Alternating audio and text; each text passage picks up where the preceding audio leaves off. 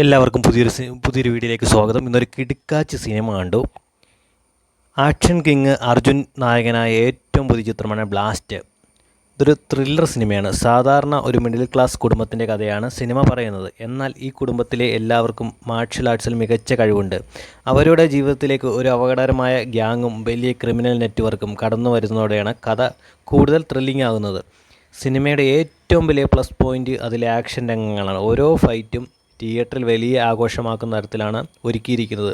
പ്രത്യേകിച്ച് അർജുൻ്റെ screen presence ഒന്നും പറയാനില്ല. ആ ലെവലാണ് പുള്ളി ചെയ്തു വച്ചിരിക്കുന്നത്.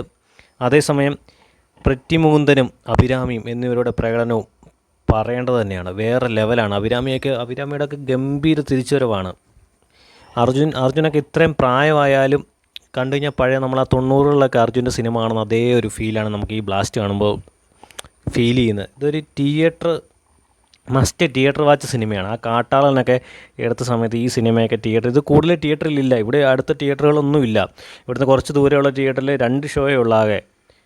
പടം ഇപ്പോഴാണ് പടത്തിനെക്കുറിച്ച് അറിഞ്ഞു തന്നെ വരുന്നത്. ഈ പടത്തിനൊരു പ്രമോഷൻ പോലും ഇല്ലാതെയാണ് വന്നത്. ഈ ലെവൽ അർജുൻ്റെയൊക്കെ നമ്മൾ ആ 90കളിലൊക്കെ കണ്ട അർജുനെ തന്നെയാണ് നമുക്ക് ഇട്ടിരിക്കുന്നത്. പ്രായമായാലും കിടുക്കാച്ചി, ഒന്നും പറയാനില്ല. ഈ വർഷം കണ്ടില്ല ഏറ്റവും നല്ല സിനിമ എന്ന് വേണമെങ്കിൽ പറയാം ഈ ബ്ലാസ്റ്റ് സിനിമയെക്കുറിച്ച്. രോമാഞ്ചം വരുന്ന സീനാണ്. ഓരോ സീനും നമുക്ക് കാണുമ്പോൾ തന്നെ രോമാഞ്ചം വരികയാണ്. രോമാഞ്ചം അത് തിയേറ്ററിൽ തന്നെയാണ്. നമുക്കിത് OTT കണ്ടു കഴിഞ്ഞാൽ ഈ പടം നമുക്ക് വളരെ നഷ്ടബോധം തോന്നും. എന്തിനാണ് OTT കണ്ടെന്നൊരു നഷ്ടബോധം തോന്നും. അത് തോന്നാതിരിക്കാൻ വേണ്ടിയാണ് ഈ പറയുന്നത്. തിയേറ്ററിൽ തന്നെ പോയി സിനിമ കാണുക. പൈസയ്ക്കുള്ള മുതലുണ്ട്. ആ ലെവലാണ് അർജുൻ്റെ പൂണ്ട് വിളയാട്ടമാണ്. അർജുൻ മാത്രമല്ല, അഭിരാമിയും